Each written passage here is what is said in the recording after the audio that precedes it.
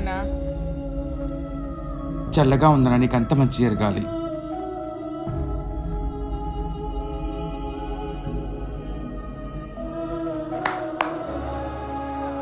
ఇవ్వు నాన్న. డబ్బులు లేవమ్మా.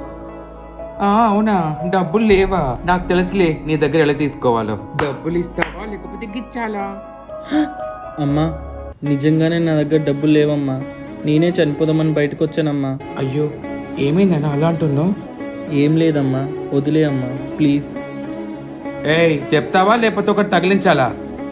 అమ్మా, అది మా ఇంట్లో వాళ్ళు ఎగ్జామ్ ఫీజు కట్టమని డబ్బులు ఇస్తే నేను ఆశ కొద్దీ బెట్టింగ్ దాంట్లో పెట్టి డబ్బులన్నీ పోగొట్టుకున్నానమ్మా.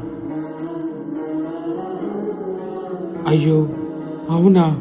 నేనే చనిపోదాం అనుకుంటున్నామ్మా. మీరు ఇక్కడ నుంచి వెళ్ళిపోండి అమ్మా.